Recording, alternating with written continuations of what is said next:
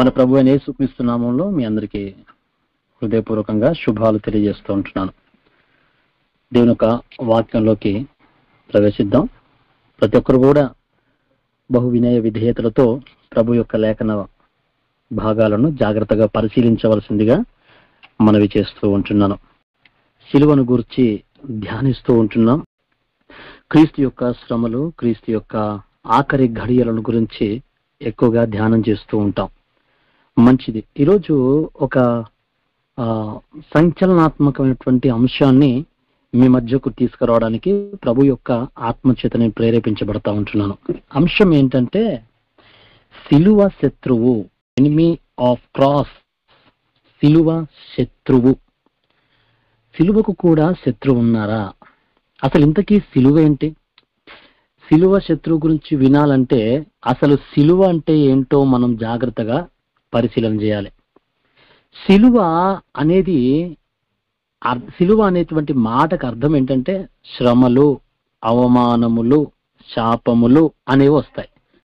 పాత నిబంధన గ్రంథంలో కూడా అంతకు మునుపు ఆ కొయ్య మీద చంపబడినటువంటి వారు ఉన్నారు. దాన్నే సిలువగా మార్చారు. అందులో గురించి లేఖనంలో రాయబడ్డ ఒక మాట ఏంటంటే మ్రాను మీద వ్రేలాడదీయబడిన వాడు శాపగ్రస్తుడు అని ఉన్నది. క్రీస్తు మరణ నిమిత్తము శాపగ్రాహ్యాయను అనే వాక్యం కూడా మనం చూస్తాం. ప్రియమైనటువంటి దేవుని బిడ్లరా, మ్రాను మీద అంతకు మునుపు చాలా మంది వ్యభిచారమును బట్టి, లేకపోతే నరహత్య అనే కారణాలను బట్టి, ఆయా ఇతర పాపం అనే కారణాన్ని బట్టి మరణించి ఉండవచ్చు. అలాగూ మ్రాను మీద, శిలువ మీద మరణించిన విధానాన్ని బట్టి శిలువ అవమానించబడింది. కానీ యేసుక్రీస్తు ప్రభువారు నిర్దోషిగా, ఏ పాపము లేనివాడుగా, చేయనివాడుగా, మానవాళి ఇతరుల పాపముల కొరకు ఆయన సిలువను ఎక్కిన విధానాన్ని బట్టి ఆ సిలువకి ఒక గొప్ప విలువ వచ్చింది. దాని పరిణామం ఈరోజు మనము ఆ సిలువను అంతకు మునుపు శాపమే, అంతకు మునుపు విలువలేంది, అంతకు మునుపు అవమానం. కానీ క్రీస్తు ప్రభు మరణించిన తరువాత ఆ సిలువ విలువ ఎంత పెరిగింది అని అంటే, ఏ చర్చిలో చూసినా, ఏ క్రైస్తవ కుటుంబాల్లో చూసినా కూడా ఆ సిలువే మనకు కనబడతా ఉంటది. ఇంకొక మాటలో చెప్పాలంటే క్రైస్తవులకు ఒక ముఖ్యమైనటువంటి చిహ్నముగా, గుర్తుగా ఆ సిలువ మార్చబడింది. ఎందుకంత విలువ దానికి వచ్చింది అని అంటే యేసు ప్రభు మరణించుట ద్వారా. ఆదాము అవ్వల ద్వారా తయారు చేయబడ్డటువంటి మానవాళి జలప్రలయం ద్వారా చాలా మంది కొట్టుకుపోగా నోవహు ఒక్కడు మిగిలాడు. ఆ తర్వాత వచ్చిన జనాంగం కూడా దేవునికి మానవునికి మధ్య సంబంధం లేనటువంటి వారుగా బ్రతకడం మొదలుపెట్టారు. లోకంలో పాపము, లోకంలో ఈర్ష, ద్వేషము, మత్సరములు, కుళ్ళు, కుతంత్రాలు, దారుణాలు, దోపిడీలు, దగాలు, ఇలా మోసాలు అనేకములు ఎక్కువై కనబడినటువంటి ఆ తండ్రి అయిన దేవుని ప్రేమను గుర్తించని వారుగా ఉండిపోయారు. పాపము అనేది అటు దేవునికి ఇటు మానవునికి మధ్య అడ్డుగోడగా మారిపోయింది. ప్రియమైన దేవుని బిడ్డలారా, అలాంటి పాపపు గోడలను బద్దలు కొట్టడానికే యేసు ప్రభు ఈ లోకానికి రావడం జరిగింది. తెగిపోయినటువంటి ఆ బంధాన్ని తిరిగి ఆ సిలువ ద్వారా కలపడం జరిగింది. ఒకవైపు దేవుడు, మరొక వైపు తన బిడ్డలుగా ఉన్న మానవాళి తన చేతులు ఆ సిలువ మీద చాపుతూ ఒకవైపు తండ్రిని, మరొక వైపు మనలను పట్టుకొని ఆ కనెక్షన్ ని మరలా జోడించాడు మన యేసయ్య. ఇదండి సిలువ. సిలువ క్షమాపణకు మూలమైంది. సిలువ ద్వారా మానవులకి క్షమాపణ దక్కింది. అంతకు మునుపు పాపముగానే ఉండేది, దానికి పరిహారము లేదు. యేసు ప్రభు సిలువ మరణం ద్వారా మన మానవాళి యొక్క పాపములకు క్షమాపణ దొరికింది. రెండోదిగా సిలువ రక్షణకు కారణమైంది. ఇప్పుడు ఎటువంటి గొప్ప పాపి అయినా పశ్చాత్తాపంతో ప్రభు పాదాలు పట్టుకొని తన జీవితంలో చేసిన ప్రతి పాపాన్ని ఒప్పుకొని యేసు ప్రభును సొంత రక్షకునిగా స్వీకరించినట్లయితే వాడు రక్షించబడతాడని లేఖనం సెలవిస్తా ఉంటుంది. ఎలా దక్కింది ఈ యొక్క రక్షణ? విలువైన రక్షణ ఎలా వచ్చింది అనగా అది కేవలం సిలువ ద్వారానే వచ్చింది. సిలువ తెగిపోయినటువంటి సహవాసాన్ని మరలా కలిపింది. తండ్రికి తనయులకును మధ్య ఉన్నటువంటి బంధాన్ని తిరిగి కలిపింది సిలువ. మాత్రమే కాదు, 4వదిగా సిలువ మనకి నిత్య జీవాన్ని ఇచ్చేది. పరలోకానికి నేనే మార్గం అని యేసుక్రీస్తు ప్రభువారు చెప్పారు. ఆ మార్గము సిలువ ద్వారా మరలా ఆయన్ని మనం చేరవచ్చు. 4 విషయాలు నేను ఇక్కడ గుర్తు చేస్తూ ఉంటున్నాను. సిలువ క్షమాపణకు మూలమైంది, సిలువ రక్షణకు కారణమైంది, సిలువ బంధాన్ని కలిపినది, సిలువ నిత్య జీవాన్ని ఇచ్చున్నదిగా మనం చూస్తూ ఉంటున్నాం. ఏమండి, ఇలాంటి శ్రేష్టమైన సిలువకు శత్రువులా? ఇలాంటి సిలువకు కూడా, ఇన్ని లాభాలు ఇన్ని ప్రయోజనాలతో కూడిన సిలువకు కూడా శత్రువులు ఉన్నారా? అసలు ఉంటారా? ఉంటే వారెవరు? ఈరోజు మనము వాక్యపు వెలుగులో చూడబోతా ఉంటున్నాం. సిలువకు శత్రువులు ఎవరో ఈరోజు మనము తెలుసుకునే ప్రయత్నం చేస్తున్నామండి. రండి దయచేసి దేవుని యొక్క వాక్యాల నుంచి మార్కు శుభవార్త 8వ అధ్యాయము, మార్కు సువార్త 8వ అధ్యాయము 31వ వచనాన్ని చదువుదాం. మార్కు సువార్త 8వ అధ్యాయము 31వ వచనం. ఎవరైనా దయచేసి తీస్తే చదివి సహాయపడగలరు? మనుష్య కుమారుడు అనేక హింసలు పొంది పెద్దల చేతను, ప్రధాన యాజకుల చేతను, శాస్త్రుల చేతను ఉపేక్షింపబడి చంపబడి 3 దినములైన తరువాత లేచుట అగత్యమని ఆయన వారికి బోధింపనారంభించెను. తర్వాత కూడా చదవండి. ఆయన ఈ మాట బహిరంగముగా చెప్పాను. పేతురు ఆయన చేయి పట్టుకొని ఆయనను గద్దెంపసాగాను. అందుకు ఆయన ఇక్కడ మనం గమనించినట్లయితే యేసుక్రీస్తు ప్రభువారు ఈ లోకంలో 30 సంవత్సరాలు తల్లిదండ్రులకు లొంగి వంగి విధేయుడిగా జీవిస్తూ వారికి చేదోడు వాదోడుగా ఉంటూ కుమారుడిగా తన యొక్క బాధ్యతలు నిర్వర్తించి సంపూర్తి చేసిన తర్వాత 30 సంవత్సరాల ప్రాయంలో ఆయన పరమ తండ్రి యొక్క సేవ కొరకు ఇంటి నుండి బయటికి రావడం జరిగింది. 30 సంవత్సరాల ప్రాయంలో బాప్తిసం పొందాడు. అపవాది తో శోధించబడ్డానికి పరిశుద్ధాత్ముని ద్వారా మరి అరణ్యానికి తోలివేయబడ్డాడు, పంపివేయబడ్డాడు. ఆ విధంగా సేవను ప్రారంభించినటువంటి ప్రభువారు 3.5 సంవత్సరాలు విరివిగా సేవ చేశారు. నిద్రాహారాలు మానివేసి చేయగలిగిన దానికంటే ఎక్కువనే శక్తి వంచన లేకుండా ఆయన సువార్తను ప్రకటించాడు. కనుమరుగైపోయిన తండ్రిని, కనబడని తండ్రిని, మానవాళి గుర్తించని తండ్రిని ఆ యేసు ప్రభు ఆ మనుషులకు పరిచయం చేయడం మొదలు పెట్టాడు. నా అంతటి నేను రాలేదు, నన్ను పంపిన వాని ద్వారా వచ్చాను అని ప్రతి విషయంలోనూ కూడా తన తండ్రిని జ్ఞాపకం చేసుకొనొచ్చు మానవులకు బోధించడం జరిగింది. ఏమండి, ఇది ఆయన యొక్క సేవ. ఎప్పుడైతే ఇక తన మరణ దినాలు, త్యాగపు దినాలు, బలియాగపు దినాలు సమీపించాయో ఇక శిష్యుల మనసులో ఒక మాట వేయడం మొదలు పెట్టాడు.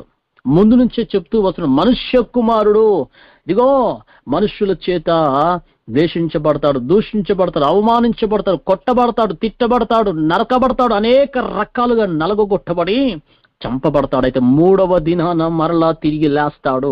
ఇదిగో యెరూషలేముకు పోతున్న శిష్యులారా, భయంకరమైన మరణము నా కొరకు ఎదురు చూస్తా ఉంది. అటువంటి ఘోరమైన క్రూరమైనటువంటి మరణాన్ని ఇదిగో నేను పొందబోతా ఉన్నాను. ఆ మరణానికి సమీపించబోతున్నాం. ఈసారి యెరూషలేముకు వెళ్ళే యాత్ర చాలా భయానకంగా ఉండబోతా ఉంటుంది. చాలాసార్లు యెరూషలేముకి వెళ్ళాం, కానీ ఈసారి వెళ్ళే ప్రయాణంలో అనేకమైనటువంటి బాధలు, అనేకమైన నిందలు, ఇదిగో నాకైతే ఏకంగా మరణమే సంప్రాప్తించబోతుంది అని చెబుతుంటే శిష్యులందరూ మౌనంగా వింటున్నారు. కానీ పేతురైతే ఆయన చెయ్యి పట్టుకొని గద్దించడం మొదలు పెట్టాడు. అటువంటి మరణము నీకు దూరమగునుగాక. పేతురు పలికే మాటను చూడండి. పేతురు గద్దిస్తున్నాడండి, అట్టి మరణము నీకు దూరం అవ్వాలి ప్రభువా. అయ్యో, నీవు మరణించడము అగత్యమని నువ్వు అంటున్నావు. నువ్వు మరణించొద్దు. నువ్వు మరణిస్తే మాకెలా? నీవు సజీవంగా ఉండాలి, నీవు చల్లగా ఉండాలి, నువ్వు క్షేమంగా ఉండాలి, నీవు ఆరోగ్యంగా ఉండాలి. నీవు మరణించవకూడదు, మరణము నీకు తొలగిపోవునుగాక, మరణము నీకు దూరమగునుగాక అనే మాటలు పలుకుతుంటే శభాష్ పేతురు, మిగతా శిష్యుల కంటే శ్రేష్టమైన వాడివి నీవే, ఇటువంటి వాడి నాకు కావాలి. నేను పెట్టింది ఇంతవరకు మీరు తిన్నారు కానీ నా యొక్క మరణాన్ని గురించి ఒక్కరు కూడా ఒక మాట మాట్లాడలేకపోయారు. ఇగో పేతురు చూడు, పేతురును నా మరణం దూరమగునుగాక అంటున్నాడు. పేతురు చూసి నేర్చుకోండి అని పేతుర్ని పొగిడారా? పేతురును పొగడలేదండి, పేతుర్ని మెచ్చుకోలేదండి. పేతుర్ని గురించి అక్కడ ప్రభు అంటున్న మాట చూడండి 33వ వచనంలో, అందుకు ఆయన తన శిష్యుల వైపు తిరిగి వారిని చూచి, సాతానా నా వెనుకకు పొమ్ము అని గట్టిగా గద్దించాడు. నీవు మనుష్యుల సంగతులను చూస్తున్నావు గాని దేవుని సంగతులను ఏమాత్రం కూడా మనస్సులో పెట్టుకోవట్లేదు. పో నా వెనుక నుండి సాతానా, వెళ్ళిపో. పేతురు పలుకుతుంటే మిగతా శిష్యులు బహుశా అనుకుంటున్నారేమో, పేతురుకు యేసయ్య అంటే ఎంత ఇష్టమో, పేతురుకు యేసు ప్రభు అంటే అపారమైన ప్రేమ అనుకుంటాను. ఈ డైలాగ్ నేనేయాల్సింది, ఈ డైలాగ్ నేను చెప్పాల్సింది. అటువంటి మరణము నీకు దూరమగునుగా కానీ అతని కంటే ముందు నేను పలకాల్సిందని బహుశా శిష్యులు అనుకుంటున్నారేమో. అందుకని ఆ శిష్యుల వైపు తిరిగి పేతురుని గురించి మాట్లాడుతున్న మాట, ఓ పేతురు అని అనలా, సాతానా.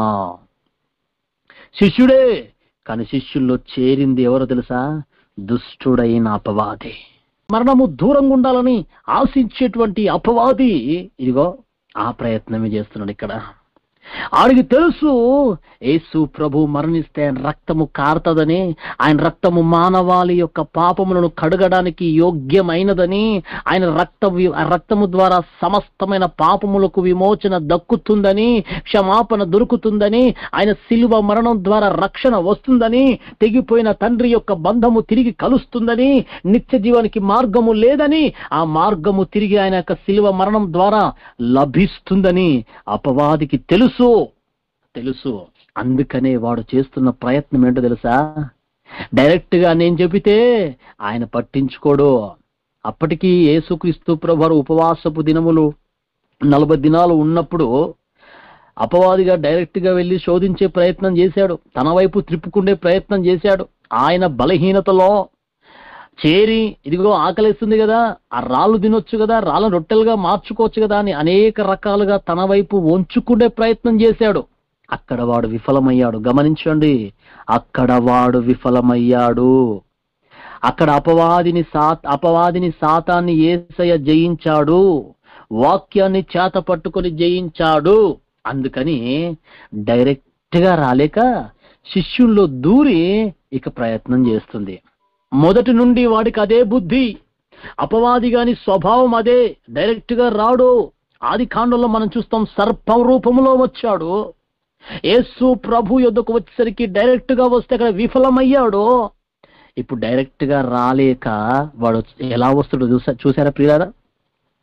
తనకు ఇష్టమైన శిష్యుల్లోనికి వచ్చాడు. అన్నిట్లో ముందుండేవాడు పేతురు. అన్నిట్లో కూడా ఒక అడుగు శిష్యులు వెనకాల ఉంటారేమో గాని పేతురు మాత్రం వెనకడుగు వేసేవాడు కాదు. సమస్తమైన విషయాల్లో కూడా నాదే పై చెయ్యి అనే స్వభావం పేతురుది. అలాంటి పేతురును ఆవరించాడు, అలాంటి పేతురులో ప్రవేశించాడు. పేతురులోకి వచ్చే పేతురు ద్వారా మాట పలికిస్తున్నాడు. ఏ మాట? అతి మరణము నీకు దూరమగునుగాక, ఆ మరణం నీకు తొలగిపోవునుగాక. నువ్వు చనిపోకూడదు, నువ్వు బాగుండాలయ్యా, నీవు ఆరోగ్యంగా ఉండు, నీవు లేకపోతే మేమెందుకు ప్రభువా అంటూ ఇలాంటి మాటలు పలుకుతుంటే ఎంత మంచివాడవయ్యా పేతురు అని ప్రభు మెచ్చుకోకుండా అంటున్నాడు. తెలుసా పిదారక ఏమంటున్నాడు? సాతానా నా వెనుకకో పో, నీకు ముందు నుంచి ఇదే బుద్ధి. నా మరణాన్ని, నా శిలువ త్యాగాన్ని, నా శిలువ యాగాన్ని, మానవుల యొక్క రక్షణకు, విమోచనకు, మానవుల యొక్క మరి నిత్య జీవానికి కారణమైన ఆ శిలువ యాగాన్ని తొలగించే ప్రయత్నం చేస్తున్నావు, పో అని చెప్పి అక్కడ గద్దించాడు. శిలువ శత్రువు అపవాది. ప్రియ దేవుని బిడ్లారా, అపవాది శిలువ శత్రువు. అందుకే ఈనాడు అనేకులను వాడి వైపు త్రిప్పుకుంటా ఉంటున్నాడు. వాడు శిలువకు మాత్రమే శత్రువు కాదండి, దేవుని బిడ్డలకు కూడా శత్రువే. వాడి అనేక రకాల ఆయుధాలు ఉపయోగిస్తూ వాడి వైపు త్రిప్పుకునే ప్రయత్నం చేస్తున్నాడు.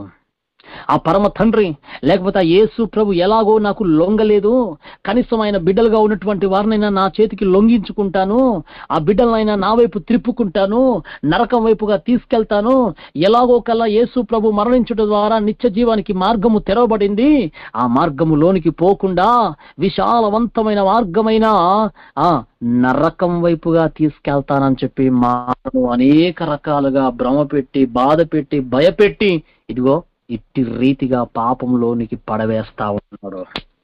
కాదా వాడు సిలువ శత్రువు కాదా? సిలువ శత్రువే ప్రియులరా. కేవలం అపవాదిగాడు మాత్రమే కాదు, నా మాటలు బాగా వినాలి. కేవలం అపవాదిగాడు మాత్రమే కాదు, మన కంటికి కనిపించేది వాడొక్కడే. అపవాదిగాడు ఒక్కడే ఆ సిలువకు శత్రువు అని బహుశా మనం అనుకుంటున్నామేమో. కానీ వాడు కొన్ని ఆయుధాలు ఉపయోగించి అనేకులను సిలువ శత్రులుగా మార్చాడు. అనేకులను క్రీస్తు శత్రులుగా మార్చారు. ఇంకా ఎవరైనా సిలువ శత్రువులు ఉన్నారా అని వాక్యపు వెలుగులో మనం చూస్తే మనకు మరొకరు కనపడతారు. ఒకసారి చూద్దామా? యాకోబు రాసిన పత్రిక 4వ అధ్యాయము 4వ వచనం. వ్యభిచారిణులారా, ఈ లోక స్నేహము దేవునితో వైరమని మీరెరుగరా?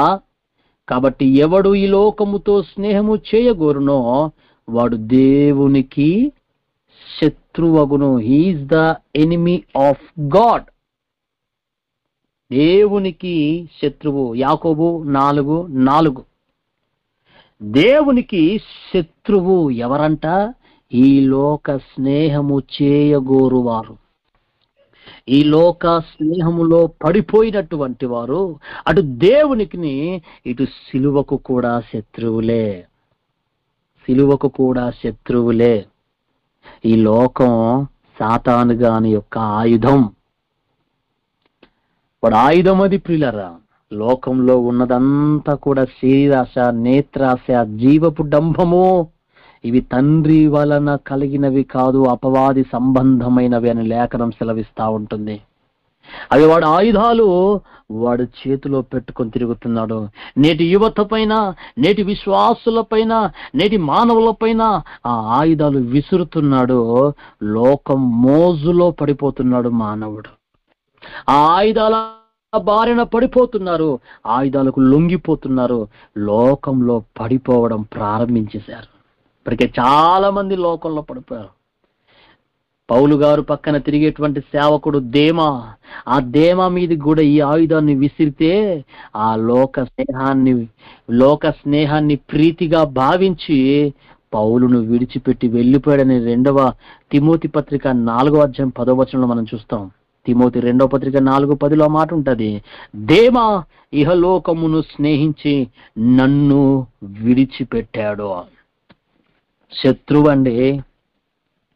వాక్యాన్ని ఆలకిస్తున్న దేవుని బిడా, లోకానికి, లోక ఆశలకు, లోక విషయాలకి, లోక అందచందాలకు, లోక మర్యాదలకు, లోక సాంప్రదాయాలకు, లోక మూఢనమ్మకాలకు, లోక ముచ్చటలకు, లోక ఊసులకు ఎక్కువగా మొగ్గు చూపుతున్నావా?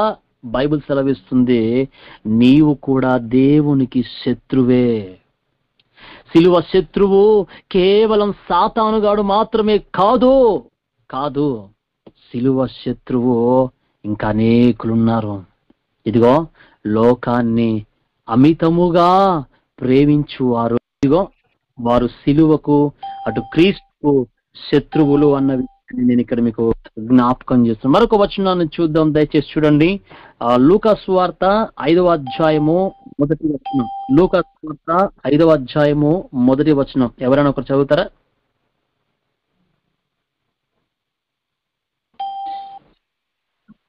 జనసమూహము దేవుని వాక్యము వినుచు ఆయన మీద పడుచుండగా ఆయన గెన్నేసరేతు సరస్సు తీరమున నిలిచి ఆ సరస్సు తీరమునున్న 2 దోణలను చూచెను. చాలండి. ఇక్కడ మనం గమనించినట్లయితే మరొక రిఫరెన్స్ లో నుంచి మనం ధ్యానం చేస్తున్నటువంటి మాట ఏంటంటే లూకా సువార్త 5వ అధ్యాయము 1వ వచనం. జన సమూహము దేవుని వాక్కు వినుచు అనే దాకా బాగుంది, కానీ తర్వాత మరొక మాట ఉంది, ఆయన మీద పడుచుండగా. వాక్యము బోధించబడుతున్నప్పుడు వాక్యం మీద శ్రద్ధ పెట్టాలి, కానీ ఆ వాక్యము బోధించే వాని మీద పడితే ఆటంకంగా ఉండదా? వాక్యానికి ఆటంకం కాదా? క్రీస్తు వాక్యము చెప్పలేకపోయాడండి. అక్కడి నుంచి పక్కకి వెళ్ళాల్సి వచ్చింది, అక్కడి నుంచి తప్పుకోవాల్సి వచ్చింది. నా ప్రియ సంఘమా, దేవుని బిడ్డలరా, ఇక్కడ జ్ఞాపకం చేసుకోవాల్సిన విషయం ఏంటంటే ఏ సంఘంలో చూసినా, ఏ ప్రార్థనలో చూసినా కొందరు వాక్యాన్ని శ్రద్ధగా ఆలకించే వారు ఉంటారు, మరికొంతమంది అటు ఇటు తిరుగుతూ ఉంటారు, మరికొంతమంది పక్కోళ్ళతో మాట్లాడుతూ ఉంటారు, మరికొంతమంది మొబైల్ ఫోన్స్ అవి చూస్తూ చాటింగ్ చేసుకుంటూ ఉంటారు. ఈ విధముగా అనేకులు వాక్యానికి ఆటంకంగా తయారవుతా ఉంటున్నారు. వారు కేవలం క్రీస్తుకు మాత్రమే కాదు, కేవలం ఇదిగో వాక్యానికి మాత్రమే కాదు, వారందరూ కూడా సిలువకు కూడా శత్రువులే. క్రీస్తు సిలువ శత్రువుల జాబితాలోనికి వచ్చేటువంటి వారే. వాక్యాన్ని వక్రీకరించేవారు, వాక్యానికి ఆటంకంగా తయారయ్యేవారు, వాక్యాలకు అడ్డుబండగా ఉండేటువంటి వారు ఏమండి క్రీస్తు సిలువ శత్రువులు. మీద పడ్డానికి అవసరం ఏంటి? స్వస్థపడాలి, స్వస్థత ప్రభు ద్వారా పొందాలి అనుకున్నప్పుడు ఆయనే స్వస్థపరుస్తాడు, ఆయనే ప్రార్థన చేస్తాడు. వాక్యం చెబుతున్నప్పుడు మీద పడాల్సిన అవసరం ఏంటి? వాక్యానికి ఆటంకం కాదా? దయచేసి జ్ఞాపకం చేసుకుందాం. చాలా మంది ఈరోజు దేవుని వాక్యానికి ఆటంకంగా తయారైపోతా ఉంటున్నారు. బైబిల్ సెలవిస్తుంది, ఇదిగో సిలువకు శత్రువులే. ఏమండి, మరొక మాట, ఒక చిన్న సందర్భాన్ని మనం చూడగలిగితే మరి లూకా సువార్త 19వ అధ్యాయము 2వ వచనంలో దాని గుండా పోవచ్చును, ఇదిగో సుంకపు గుత్తదాడు ధనవంతుడైన జక్కయ్యాను పేరు గల ఒకడు యేసు ఎవరో అని చూడగోరెను. పొట్టివాడైనందున జనులు గుంపు కూడి ఉండుట వలన చూడలేకపోయాడు. యేసు ప్రభువుని చూడలేని కారణం ఒకటి ఉంది ఇక్కడ. ఆ కారణం ఏంటంటే జన సమూహము క్రీస్తులోనికి ఎదగనీయకుండా ఆపేటువంటి సమూహము. బర్తిమయ్య గారు కేకలు పెడుతున్నారు, అయ్యా దావీదు కుమారుడా, నన్ను కనికరించు, నన్ను కరుణించు ప్రభు అని కేకలు పెడుతుంటే ప్రియులరా, అనేకులు వానిని గద్దించిరి అని లేఖనంలో ఉంది. చాలా మంది గద్దిస్తున్నారంట, చాలా మంది అతన్ని అరుస్తున్నారంట. ఆ మాట మార్కు సువార్త 10వ అధ్యాయము 47-48 వచనాలు. మార్కు సువార్త 10వ అధ్యాయము 47-48 వచనాలు. అనేకులు వాన్ని గద్దించిరి, ఊరకుండుమని అనేకులు వాన్ని గద్దిస్తున్నారంట. ఎంతమంది అడ్డుబడ్డలుగా తయారవుతున్నారు. బహుశా ఈ వాటలు వింటున్న వారిలో జన సమూహములో మనం కూడా ఉన్నామేమో, ఆ విశ్వాసుల జాబితాలో బహుశా మనం కూడా ఉన్నామేమో. ఇతరులకు ఆటంకంగా తయారైపోయి ఇతరుల రక్షణను భంగపరిచే విధంగా అడ్డుబండలుగా బహుశా మనమే మారామేమో. ఒక్కసారి పరీక్షించుకోవడం ఎంతైనా సబబు. మనకెంతసేపు సాతానుగాడు కనబడతాడు. సిలువ శత్రువులు అనగానే ఆ సాతానుగాడు, ఆ సిలువకు బిగించినటువంటి మరి ఆ సైనికులు, ఆయన ప్రక్కలో పొడిచినవాడు, ఆయన కాళ్ళ చేతుల్లో సీరలు కొట్టినవాడు, ఆయన తలకు ముళ్ళ కిరీటం పెట్టినవాడు, ఆయన మోమున ఉమ్ము వేసినవాడు, వీపు మీద కొరడాలతో కొట్టినవాడు, ఆయన అపహసించినవాడు, పిడుగుదులతో గుద్దినవాడు. ఇదిగో వీరే మనకు కనబడతారు. వారందరూ శత్రువులు. వారందరూ ఎంత మోసం చేశారు, వారందరూ ఎంత దగాలు, ఇవే మనకు కనబడతాయి. ఏమండి, వారైతే ఒక్కసారే సిలువేశారండి. వారు ఒక్కసారే సిలువకు అప్పగించారు, ఒక్కసారే మేకులు కొట్టారు, ఒక్కసారే ప్రక్కలో పొడిచారు, ఒక్కసారే తలకు ముండ్ల కిరీటం పెట్టారు, ఒక్కసారి అవమానించారేమో. కానీ మనం దినదినం సిలువ వేయట్లేదా? మరలా బాధించట్లేదా? గాయాల్లో వేలెట్టి కెలకడం లేదా? ఆయన గాయములను రేపడం లేదా? బైబిల్ ఈరోజు సెలవిస్తుంది, సిలువ శత్రులు ఎవరో కాదు, మనమే. మనమే సిలువ శత్రువులము. యేసు రక్తమే జయమంటున్నాం కదా బ్రదర్, సిలువ రక్తమే జయమంటున్నాం కదా బ్రదర్. ఎలా అవుతాం మేము సిలువ శత్రువులు? ఎలా అవుతాం మేము సిలువ శత్రువులుగా? ఎలా మారుతాం? కాదు కదా బ్రదర్ అని అంటారా? ఒక మాట దయచేసి చూడండి. రోమపత్రిక 2వ అధ్యాయం 24వ వచనం. రోమపత్రిక 2వ అధ్యాయం 24వ వచనం. వ్రాయబడిన ప్రకారము మిమ్మును బట్టియే గదా దేవుని నామము అన్యజనుల మధ్యలో దూషించబడుచున్నది. దేవుని నామము అన్యజనుల మధ్యలో కూడా దూషించబడుచున్నది అని అంటే దానికి కారణం మీరు కాదా? క్రైస్తవులుగా పరిశుద్ధమైన ప్రవర్తన కలిగి జీవించాల్సినటువంటి నీవు అపవిత్రంగా బ్రతికితే దేవుడు నిన్ను బట్టి అవమానించబడట్లేదా? దేవుని సంఘంలో దేవుని సన్నిధిలో జీవించాల్సినటువంటి నీవు ఏ సారాయి దుకాణంలోనో, లేకపోతే ఏ పేకాట ప్రదేశాల్లోనో, ఏ విధమైనటువంటి వ్యసనాలతోనో, లేకపోతే ఒక సిగరెట్తోనో గుట్కాతోటో అపవిత్రపరచుకున్నట్టున్నప్పుడు దేవుడు అవమానించబడట్లేదా? దేవుని బిడగా ముద్రించబడ్డ నీవు ముసలమ్మ ముచ్చట్లో వాళ్ళ గురించి వీళ్ళ గురించి చెవులు కొరుక్కుంటూ ఉన్నట్లయితే, అమ్మలక్కల కబుర్లలో మూతులు చెవులు చాపుకుంటూ ఉంటున్నట్లయితే మనల్ని బట్టి దేవుడు అవమానించబడట్లేదా? మనల్ని చూసిన వారు అరే క్రైస్తవులే ఇలా ఉన్నారు, మేమెందుకు దేవుణ్ణి నమ్ముకోవాలి? ఈరోజు చాలా మంది అన్యులు దేవుని నమ్ముకోకపోవడానికి బలమైన ఒక కారణం ఏంటంటే మీరే బాగోలేరయ్యా, మేము నమ్ముకొని మాత్రం ఏం బాగుపడతాం? మీ బ్రతుకులే బాగోలేవు. క్రైస్తవులే ఈరోజు దగాకోరులుగా ఉన్నారు. ఇంట్లో ఉన్న దొంగను ఈశ్వరుడైనా పట్టుకోలేడంటారు. క్రైస్తవులుగా ఉన్నారు. మీలోనే దొంగలున్నారు, మీలోనే ద్వేషాపరులు ఉన్నారు, మీలోనే మరి కోపిష్ఠులున్నారు, మీలోనే అసూయపరులున్నారు, మీలోనే వ్యభిచారులున్నారు, మీలోనే అనేక రకాల పాపాలతో నిండిన వారు ఉన్నారు. మేము మాత్రం నమ్ముకొని ఏం బాగుపడతాంలే, అవసరం లేదులే, మా నోములు, మా వ్రతాలు, మా పూజలు, మా పునస్కారాలు, మా మోక్షాలు, మా స్వర్గాలు అవి సరిపోతాయి మాకు. అనేకులు దేవుళ్ళలోనికి రానియకుండా అడ్డుబండగా తయారైంది ఒక క్రైస్తవురాలు. ముమ్మాటికి వాస్తవం. దేవుని సిలువ చెంతకు రానియకుండా ఆపుతున్నటువంటి వారు సిలువ శత్రువులు కారా? ఆనాడు సాతాను చేసిన పనేంటి? సిలువకు ఎక్కనీయకుండా వాడు ఆపి ప్రయత్నం చేశాడు. ఈ రోజు మనం చేస్తున్న పనేంటి? ఆ సిలువ మరణం పొందిన యేసు యొద్దకు ఇతరులను వెళ్ళనీయకుండా మన ప్రవర్తనతో వారిని ఆపుతున్నాం. శత్రువులం కాదా?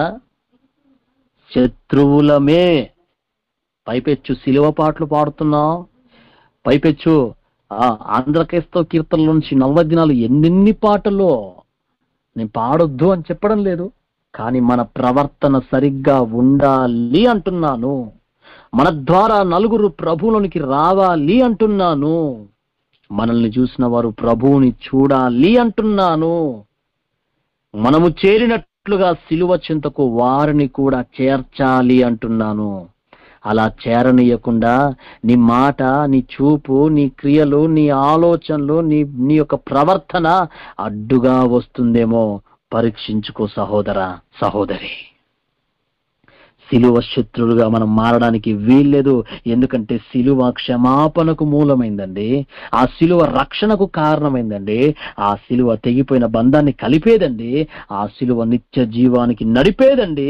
అలాంటి సిలువ దగ్గరికి రానియకుండా మనమే ఆపుతున్నామేమో. ఆనాడు సాతాను గారు చేసిన దానికి ఈరోజు మనం చేసిన దానికి తేడా ఏముంది? వాడు సిలువను ఎక్కనీయకుండా ఆపే ప్రయత్నం చేశాడు. ఎక్కిన సిలువ యొద్దకు ఇతరులను వెళ్ళనీయకుండా ఆపే ప్రయత్నం బహుశా మనం చేస్తున్నామేమో. సరి చేసుకుందాం. ఈరోజు ఈ మాటలు వింటున్నటువంటి వాళ్ళారా, ఈరోజు సరి చేసుకుందాం. పేతురు శభాష్ అని అనలా, సాతానా అన్నాడు. పేతురు కూడా అనలా, సాతానా. పసిగట్టేటువంటి వాడు మన ప్రభు, వివేచన కలిగినటువంటి వాడు. ఎవడు ఆ మాట అంటున్నాడో, ఎవరు అనట్లేదో గుర్తించగలిగిన వాడు కాబట్టే ఎవరిని పేతురును గద్దించాడండి సాతానా అని. అతనిలో ఉన్న సాతాన్ని గద్దించాడు. బహుశా ఆ స్థానంలో నీవో నేనో ఉంటే పేతురుని గట్టిగా ఒక హగ్ ఇచ్చేవారమేమో, ఒక టైట్ హగ్. శభాష్ పేతురు, మిగతా వారికంటే నీకే నా మీద ఎక్కువ ప్రేమ ఉంది అనేవాళ్ళమేమో, అతని స్థానాన్ని హెచ్చించేవారమేమో. కానీ యేసు ప్రభు అలాంటి వాడు కాదు. ఆ లోపల ఉన్న సాతాన్ని గుర్తించి, సాతానా, దేవుని ప్రయత్నాన్ని, దేవుని ప్రణాళికను భంగపరిచే ప్రయత్నం చేస్తున్నావు, గెట్ అవుట్ ఫ్రమ్ హియర్ అన్నాడంతే. అక్కడి నుంచి వెళ్ళిపో. ఈరోజు మన జీవితంలో నుంచి కూడా అపవాదిగాన్ని వెళ్ళిపోనివ్వాలి. అప్పుడే మనం క్రీస్తు చెంతకు మనం ఇతరులను నడిపిస్తాం. ఈ ఉపవాస దినముల్లో శిలువ ధ్యానాలను ధ్యానిస్తున్న దేవుని బిడ్డ ఆ శిలువకే ఒక అడ్డుబండగా, ఆ శిలువకే ఒక శత్రువుగా, ఆ శిలువకే ఒక ఆటంకంగా తయారవుతున్నావేమో ఒక్కసారి నిన్ను నువ్వు స్వపరీక్ష చేసుకో. మనము శిలువ శత్రువులుగా ఉండడానికి వీల్లేదు. అనేకులను శిలువ చెంతకు నడిపించని వారిగా, మన ప్రవర్తనతో ఆటంకపరిచే వారిగా ఉండడానికి ఎంత మాత్రం కూడా వీల్లేదు. కానీ మనము శిలువ శత్రువులుగా కాదు, శిలువ మిత్రువులుగా ఉండాలి. ప్రభునామానికి మహిమ కలుగునుగాక. యేసు ప్రభు అంటున్నాడు, ఇదిగో నా మాటలు, నా ఆజ్ఞలు వినగోరేటువంటి వారు వాటి ప్రకారం నడుచుకుంటే నేను మిమ్ముల్ని ఇక మీదట దాసులని పిలవక స్నేహితులు అని పిలుస్తాను అన్నాడు. మనము దేవునికి స్నేహితులుగా, దేవునికి మిత్రులుగా ఉండాలి అనంటే మన జీవితం, మన బ్రతుకు, మన మాట తీరు, మన పలుకు విధానం, మన చూపులు, మన ఆలోచనలు, మన ప్రవర్తన మరొక్క మారో ఆ శిలువకు తగ్గట్టుగా మార్చుకొని, క్రీస్తుకు తగినట్లుగా మార్చుకొని ఇతరులను మన ద్వారా శిలువ చెంతకు చేర్చాలి. ఆనాడు అపవాది శిలువ మరణం పొందనీయకుండా ఆపే ప్రయత్నం చేశాడు. ఈరోజు మనం కూడా శిలువ చింతకు ఇతరులను వెళ్ళనీయకుండా, ప్రభువును చేరకుండా ఆపే ప్రయత్నం చేస్తున్నామేమో ఒక్కసారి స్వపరీక్ష చేసుకుందాం. వద్దు ఈ బ్రతుకు, ప్రభువా నేను చెంతకు నేను వస్తాను, ఇతరులను కూడా నడిపిస్తాను. నన్ను చూసిన వాడు నిన్ను చూడాలి ప్రభువా, నన్ను పూర్తిగా మార్చి నేను శిలువకు శత్రువుగా కాక శిలువకు మిత్రువుగా ఉండాలి తండ్రి అని చక్కటి ప్రార్థనా పూర్వకంగా మనం బ్రతికినట్లయితే, ఎస్, ఆ శిలువ మన జీవితంలో క్షమాపణ, రక్షణ, బంధాన్ని కలిపేదిగా ఉంటూ ఒక దినాన నిత్య జీవాన్ని అనగా స్వర్గం, ఆ మోక్షం, ఆ పరలోక అటువంటి కృప ఈ మాటలు వింటున్న ప్రతి ఒక్కరికి ప్రభు అనుగ్రహించునుగాక. ఆమేన్, ఆమేన్.